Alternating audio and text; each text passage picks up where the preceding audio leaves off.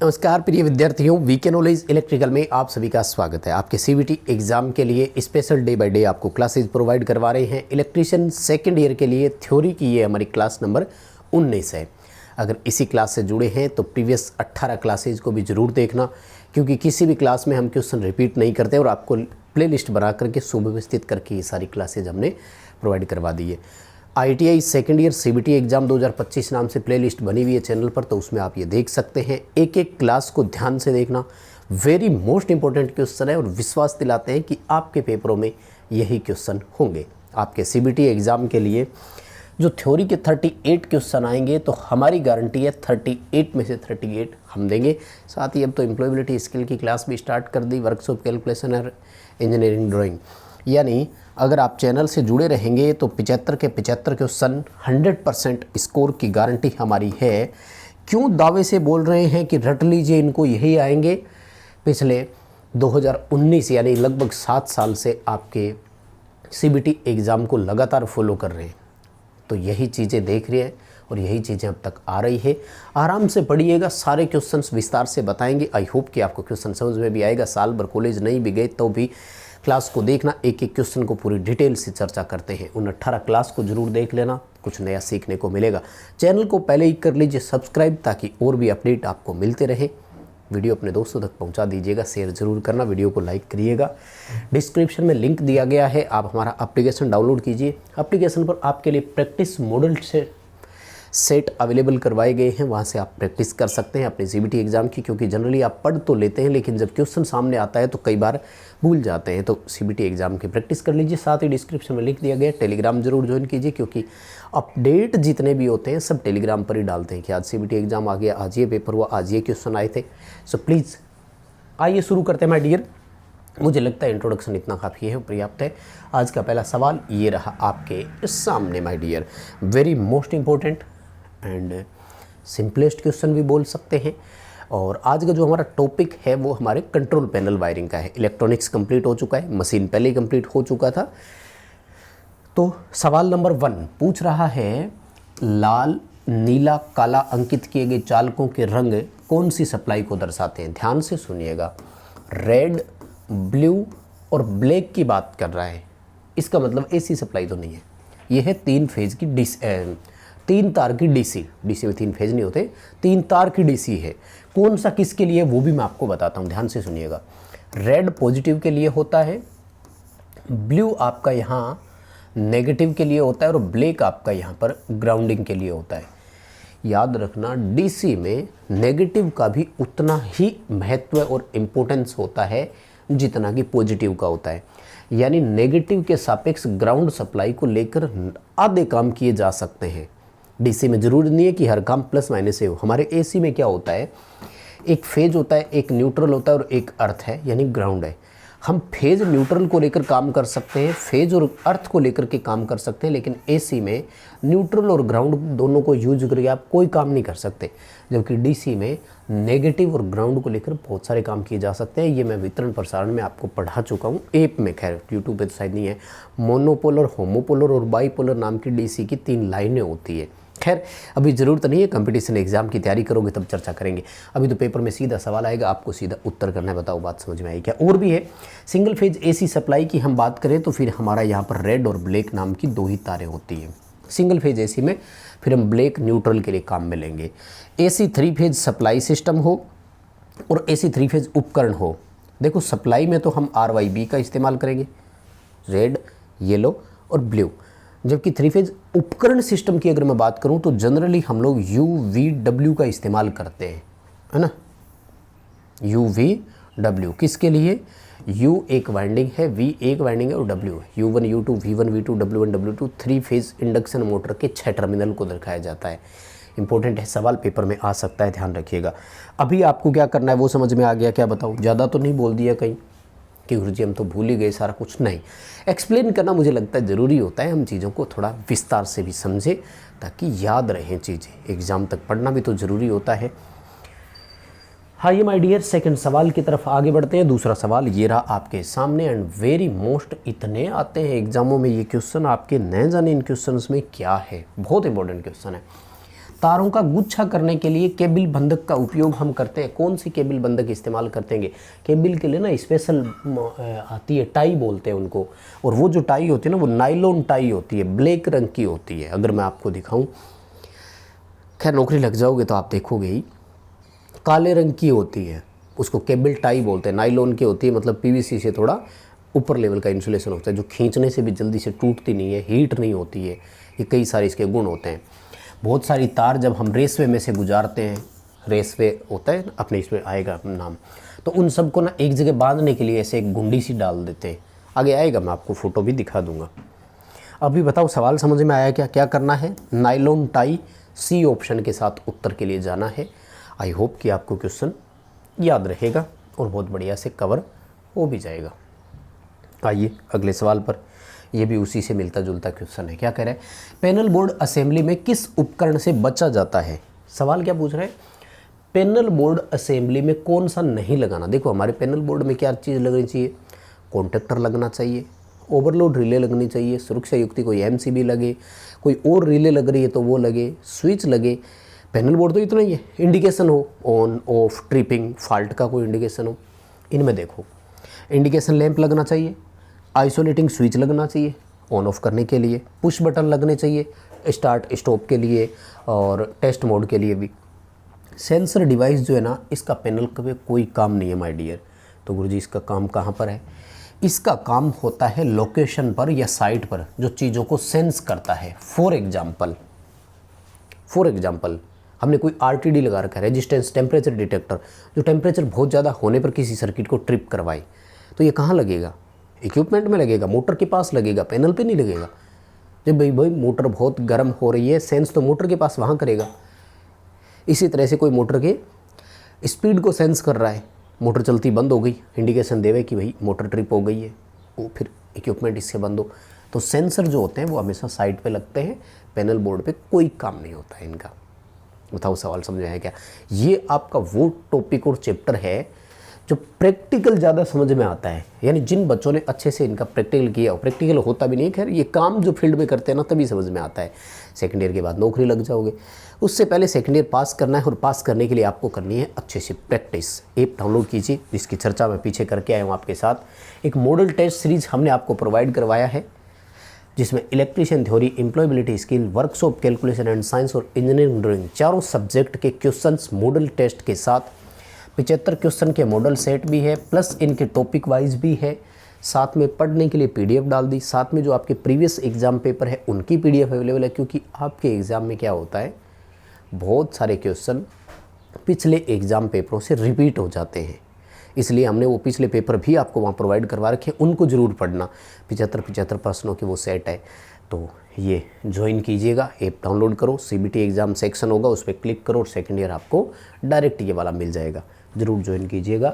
इससे क्या होगा कि आप अभ्यास कर लोगे। अभ्यास इसलिए ज़रूरी होता है कि जब पेपर में सवाल आएगा तो हम कर पाएंगे कि नहीं। अब जैसे देखो ये वाला है, आप बोलोगे कि गुरुजी हमने इसको बहुत अच्छे से पढ़ तो रखा है। My dear, very most important है। मैं थोड़ा सा इंट्रोडक्शन देना चाह रहा हूँ। हमारे 3 फेज के जितने भी सिस्टम होते हैं ना, उनमें 2 सर्किट होते हैं। एक को बोलते हैं कंट्रोल सर्किट, एक को बोलते हैं पावर सर्किट। पावर सर्किट तो बहुत ईजी होता है, 3 फेज आरवाईबी उनको तो सप्लाई लेकर जाना होता है, लेकिन मेन रोल होता है कंट्रोल सर्किट का, क्योंकि सारा काम उसी में ही होता है। स्टार्ट स्टॉप बटन उसी में होंगे, ओवरलोड रिले की ट्रिपिंग उसी में होगी, कॉन्टेक्टर उसी में लगेगा, होल्डिंग का ऑक्सिलरी कॉन्टेक्ट लगता है वो भी उसी में लगता है। भाई हमने देखा ये कंट्रोल सर्किट ही है पूरा, ये मैं समझा देता हूँ, बहुत इंपॉर्टेंट है। यहाँ मैं आपको 2-3 चीज़ें बताऊँगा। मान लीजिए हम मोटर को स्टार्ट कमांड देते हैं, तो वो तो एक पुश बटन होता है और एनओ होता है, जैसे हमारे घर में विद्युत घंटी का होता है। हमने स्विच छोड़ दिया तो वो कॉन्टेक्ट तो एनओ बन गया, फिर भी मोटर लगातार क्यों चल रही थी? तो उसको लगातार चलाए रखने के लिए ना एक और हम पैरेलल में कॉन्टेक्टर लगाते हैं। इसे वैसे लोकल भाषा में हम लोग होल्डिंग कॉन्टेक्ट बोलते हैं। स्टार्ट कमांड दी, मोटर चली, लेकिन स्टार्ट बटन छोड़ते मोटर बंद हो गई, तो ये कहा जाता है कि होल्डिंग वाला कॉन्टेक्ट खराब हो गया।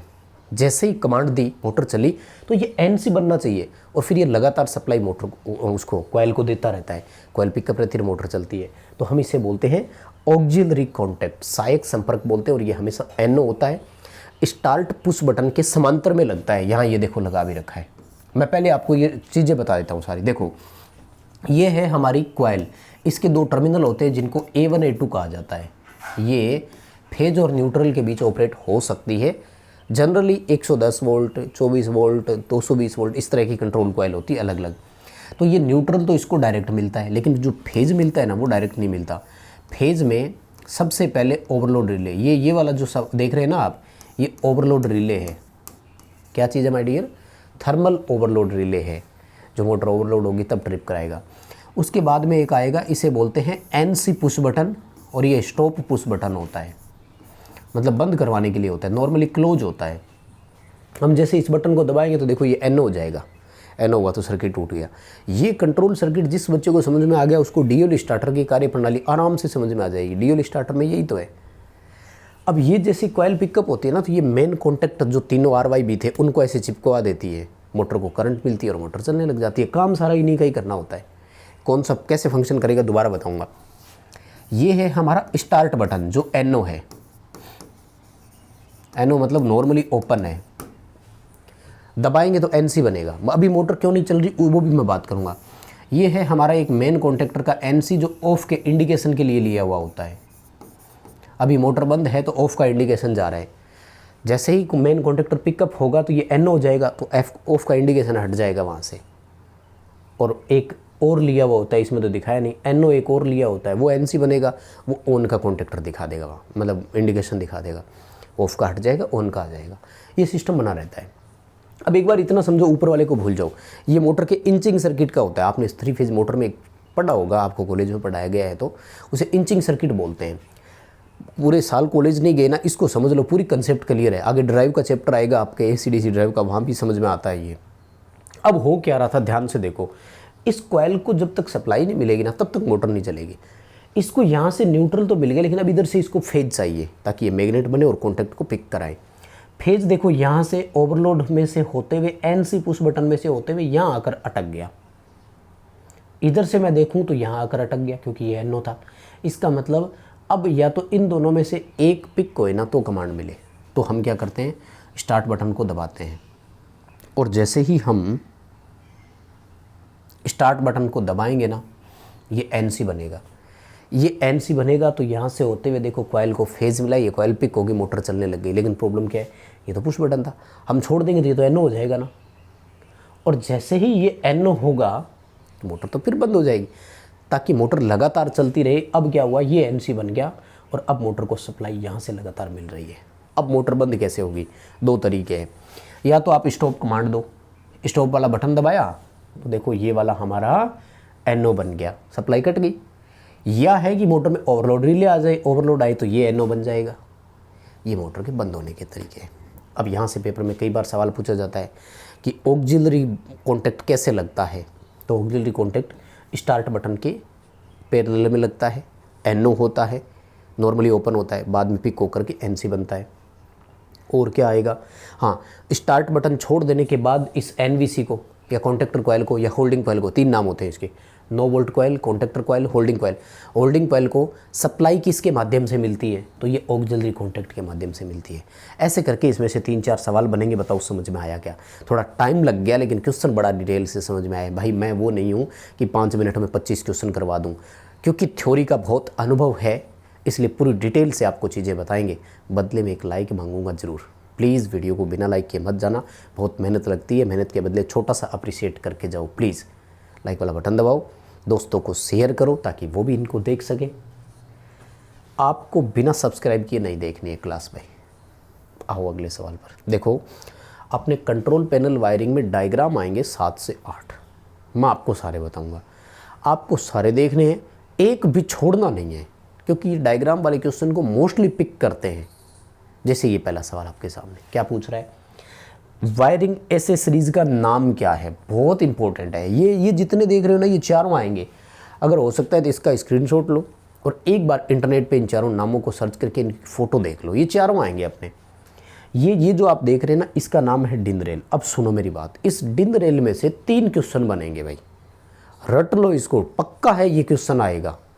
कौन कौन से 3 क्वेश्चन बनेंगे गुरुजी वो बता रहा हूँ, सुनना। पहला क्वेश्चन यही बनेगा, जैसे ये वाला चित्र दिखा दिया, और ये है क्या, डिन रेल। सेकंड क्वेश्चन आएगा, इसका उपयोग जो होता है ना उसके बारे में आता है। सेकंड क्वेश्चन आएगा, बिना स्क्रू का इस्तेमाल किए हम कॉन्टेक्टर और रिले लगाते हैं, उसके लिए हमें किसकी आवश्यकता पड़ती है, वो आवश्यक युक्ति क्या है। पेपर में सवाल होगा, डायग्राम नहीं दिया हुआ होगा, ऑप्शन डिनरेल करना है। यानी ये होती है कि पैनल बोर्ड में आपको एमसीबी, कॉन्टेक्टर, ये सब चीज़ें अगर लगानी है, रिले, तो डिनरेल का इस्तेमाल किया जाता है। इसमें सीधी फंस जाती है वो। घरों में एमसीबी लगाई होगी, कभी आपने देखा होगा, खींच के टक ऐसे कर दो, अटक जाती है, कोई स्क्रू पेचकस कसने की ज़रूरत नहीं होती। तो 2 क्वेश्चन हो गए। फोटो दिखाकर पूछेगा ये क्या दिखा है, डिनरेल। सवाल पूछेगा बिना कॉन्टेक्टर स्क्रू के क्या युक्ति इस्तेमाल की जाती है, डिनरेल हो गए। तीसरा सवाल आएगा, डिनरेल का क्या यूज है, उल्टा सवाल आएगा, तो फिर ये ऑप्शन में ढूंढना है कि बिना पेंच का इस्तेमाल किए कॉन्टेक्टर, रिले इत्यादि लगाने के लिए। बताओ सवाल समझ में आया क्या। 3 क्वेश्चन आएंगे एक में से ही। अब आएगा जी चैनल का भी। जी चैनल होता है टर्मिनल बॉक्स लगाने के लिए, भूरे रंग की छोटी सी एक टिब्बी होती है जिसमें तारें कसी जाती है, इनपुट आउटपुट सीधी, वो लगाने के लिए हम जी चैनल का इस्तेमाल करते हैं। ग्रोमेट होती है, इसको साधारण भाषा में ग्लैंड भी बोला जाता है। केबल जो होती है ना पैनल में, उसको कसने के लिए वहाँ केबल को ये होल्ड करके रखती है, पैनल में खिंचाव नहीं पड़ेगा केबल पर। रेस वे होते हैं पीवीसी के बने हुए, जिनमें वो तारें गुजारी जाती है। पैनल में तार लेके जाते हैं ना, ऐसे नहीं होती कि ये तार इधर ले आओ, ये इधर ले आओ, नहीं, एक व्यवस्थित तरीके से होती है। तो आप अगर देख लोगे तो मुझे लगता है सही रहेगा। थोड़ा सा सबकी ज़रूरत तो पड़ेगी। अब डिजिटल बोर्ड तो है पर समय लग जाता है, अगर मैं आपको एक एक चीज़ें दिखाऊं तो अभी ज़रूरत भी नहीं है। आप तो डायग्राम पढ़ लो आराम से, और वो जब सामने आ जाए तो डिनरेल उत्तर कर देना। अब आओ इस सवाल पर। अब एक चीज़ और ध्यान रखना, ये कंट्रोल सर्किट वाले 2 क्वेश्चन डाल दिए उन्होंने आपको कंफ्यूज करने के लिए। बहुत सारे बच्चे क्या करते हैं, देखते नहीं है कि निशान कहाँ। पिछला जो डायग्राम जिसको मैंने पूरे विस्तार से समझाया था, उसमें ये पूछा था कि ये क्या है, और अब की बार यहाँ पूछ रहा है कि ये क्या है। तो मैंने तो ये पूरा ही बता दिया था आपको, कुछ भी पूछे मेरे भाई। तो ये वाला जो ऐसे आयताकार निशान बनता है ना, रेक्टेंगल ऐसे, ये ओवरलोड रिले का होता है। पूरा डिटेल से पूछे तो बताना, थर्मल ओवरलोड रिले होती है। ये रहा ओवरलोड रिले, ठीक है। और बता देता हूँ, ये स्टॉप पुश बटन है, एनसी होता है हमेशा, ठीक है ना, नॉर्मली क्लोज होता है। ये स्टार्ट पुश बटन है, एन होता है, नॉर्मली ओपन। ये होल्डिंग वाला ऑक्सिलरी कॉन्टैक्ट होता है। ये रट लो, बहुत ज़रूरी है my dear, very most important है, पेपर में आएगा ही आएगा। ये है वो ग्रोमेट जो मैं बता रहा था, इस पर फिर ज़्यादा बात करने की ज़रूरत नहीं है। लग, थिम्बल, ये भी सारे आपको पढ़ने पड़ेंगे। ये ग्रोमेट होती है, ये चकनट है ना, ये खुल करके पैनल में अंदर की तरफ लग जाता है, ठीक है ना। जैसे मान लो ये वाला हिस्सा है ऐसे, तो ये ग्लैंड नीचे से आई, यूँ लग गया, केबल ग्लैंड के इसके अंदर से होते हुए निकलती है केबल आर पार, ठीक है। तो यहाँ है ना केबल में होल्डिंग की होती है, ये ऊपर वाला चकनट है, ये यूँ कस देते हैं तो ये यहाँ होल्ड हो जाती है। अब ये ग्लैंड पैनल में लगी रहती है, इससे केबल हिलती नहीं है, केबल कटने की रिस्क नहीं रहती। ये सब प्रैक्टिकल काम है आपके। नौकरी लगोगे उसके बाद जब फील्ड में जाओगे ना, तो ये चीज़ें बहुत देखने को मिलेगी। नॉर्मल चीज़ें याद रखना। इसका ऑप्शन बताऊंगा, सी करना है, ग्रोमेट करना है। वैसे इसको साधारण भाषा में और लोकल यूज़ में इसको ग्लैंड बोला जाता है, ध्यान रखना, ठीक है ना। इन्होंने ग्रोमेट यूज किया है, हिंदी में क्रोमेट लिख रहे हैं, भरोसा नहीं है क्या है, लेकिन ये टेक्निकल वर्ड है। इसका सर्च कर लो इंटरनेट पे, अभी आ जाएगा। ये वाला अलग अलग साइज़ होता है, केबल के साइज़ के अकॉर्डिंग लगता है, और mm² के अनुसार क्रॉस सेक्शन एरिया के अकॉर्डिंग लगती है ये। अरे खूब लगती है ये तो, अपने प्लांट में बहुत है, यही तो है सारा। आ जाओ अगले सवाल पर, क्या पूछ रहा है सारा अगर देखना है तो काम के हिसाब में समझ में आ जाएगा। पैनल बोर्ड में कौन सा डिवाइस ओवरलोड और शॉर्ट सर्किट से बचाता है? ध्यान से सुनना, 2 क्वेश्चन है। मैं चाहता हूं कि आपको पहले दोनों क्वेश्चन एक साथ कवर कराऊं, दिखाऊं, फिर हम आगे बढ़ें। ये देखो, कहाँ गया, बहुत दूर है भाई। ये रहा, ये 2 एक जैसे क्वेश्चन लग रहे होंगे आपको, है ना। मैं उस साइड ही आता हूँ। यहाँ पर सवाल क्या पूछ रहे, देखो यहाँ पर क्वेश्चन पूछ रहा है ओवरलोडिंग से कौन बचाता है। ओवरलोडिंग के साथ हीटिंग और लिखा हुआ है, यानी ओवर हीट हो जाए या ओवरलोड हो जाए, मतलब बहुत ज़्यादा गर्म। जब मोटर ओवरलोड होती है ना तो धीरे धीरे करंट बढ़ता है, तब भी वो गर्म ही होता है। तो इस क्वेश्चन में और इस क्वेश्चन में थोड़ा फ़र्क है। यहाँ ओवरलोड के साथ साथ वो अपन से शॉर्ट सर्किट के बारे में भी पूछ रहा है। शॉर्ट सर्किट और ओवरलोड दोनों शब्द जब भी आ जाए ना, ऐसी सिचुएशन में आपको सर्किट ब्रेकर ही प्रोटेक्शन दे सकता है, ओवरलोड रिले नहीं। ओवरलोड रिले थर्मल वाली जो होती है, इसे डिले ऑपरेटिंग रिले भी बोलते हैं, मंद प्रचालन रिले। ये ऑपरेशन में टाइम बहुत लेती है, रीसेट भी तुरंत नहीं होती। घर में मिक्सी में कभी ओवरलोड आ जाए तो देखना, तुरंत रीसेट वाला बटन दबाव नहीं होगी, जबकि एमसीबी ट्रिप हुई वापस ऊपर कर दो तुरंत हो जाती है। मैग्नेटिक रिले और थर्मल रिले में ये फ़र्क होता है। तो यहाँ पर तो आपका उत्तर आएगा MCB, miniature circuit breaker. Thermal overload relay नहीं करना है क्योंकि वो शॉर्ट सर्किट से नहीं बचाती है। थर्मल ओवरलोड रिले का ड्रॉबैक क्या है, कमजोरी क्या है, कि वो हमें शॉर्ट सर्किट से नहीं बचाती, वो हमें केवल और केवल ओवरलोड से बचा सकती है। ऐसी सिचुएशन में फिर ब्रेकर लगेगा, सर्किट ब्रेकर। फ्यूज भी हो सकता है इसकी जगह, वो भी काम कर जाता है। आई होप कि आप चीज़ों को समझ गए होंगे मैं बताना क्या चाह रहा था। और जब वो हीटिंग और वो आ जाए उसमें थर्मल ओवरलोड रिले आएगी, क्योंकि वहाँ कोई शॉर्ट सर्किट की बात नहीं हुई थी। आ जाइए इन सवालों पर माय डियर। क्या पूछ रहा है, एक्चुएटर के साथ कौन सा स्विच जो है गति या वस्तु के भाग के द्वारा संचालित होता है। इतना इंपॉर्टेंट क्वेश्चन है। आपने देखा लिफ्ट में कभी चढ़े होंगे, आपने 2 नंबर फ्लोर का बटन दबाया, ऐसा क्या होता है कि 2 नंबर पे जाके रुक जाता है। एक्चुअली इसमें लगते हैं कॉन्टेक्टर, जिनको कमांड मिलती है, और कॉन्टेक्टर में लगते हैं लिमिट स्विच माय डियर। बहुत इंपॉर्टेंट है। ये अपने प्लांट में जो ऑटो ऑपरेटिंग वाल्व होते हैं ना, जो अपने आप क्लोज और ओपन होते हैं, भाई आपने ओपन की कमांड दी, पूरा वाल्व जैसे ही खुलेगा मोटर की सप्लाई कट जाती है। इनमें लगते हैं लिमिट स्विच। जैसे क्रेन और होइस्ट होती है, एक दूरी जाने के बाद में रुक जाती है, तो इनमें क्या लगते हैं, लिमिट स्विच लगते हैं। ऐसे ये स्विच लगा हुआ है। अब जैसे कोई चीज़ जाकर इससे टकराएगी ना तो ये दबेगा, दबते ये एनसी था एनओ बनेगा, एनओ बनेगा तो कॉन्ट्रैक्टर की कमांड कट गई। इसको बोलते हैं ए, ऑप्शन आएगा लिमिट स्विच बोलते हैं इनको, जो गति की लिमिट को करते हैं। आपने 2 नंबर फ्लोर का बटन दबाया ना तो 2 नंबर के कॉन्ट्रैक्टर को कमांड जाती है और 2 नंबर वाला वो बटन दबता है।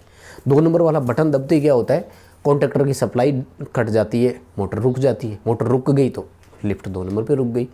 लिमिट स्विच बोलते हैं इनको, जो स्पीड के अकॉर्डिंग प्रचालित होते हैं। बहुत इंपॉर्टेंट है और बहुत अच्छा भी है। ये सारे आज वाले जितने भी क्वेश्चन है ना, ये सब के सब प्रैक्टिकल वाले हैं। अब देखो, मध्यम सप्लाई वोल्टेज हमारा जितना भी होता है वो, प्लस जितने भी कंट्रोल पैनल होते हैं ना, इन सब में 2-2 अर्थिंग होती है। पैनल को दोनों साइड से अर्थ करके रखते हैं।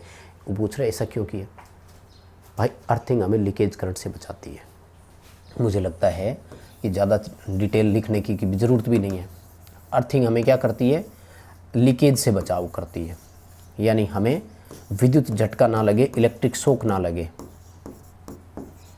तो अब एक अर्थिंग हमने लगाई, हम खुश हो रहे हैं कि हाँ अर्थ तो किया हुआ है, झटका नहीं लगेगा। बाई चांस वो अर्थ फेल हो गया तो बैकअप के दौर पे होता है कि अगर एक अर्थ फेल भी हो गया तो भी दूसरा हमारा काम करता रहे।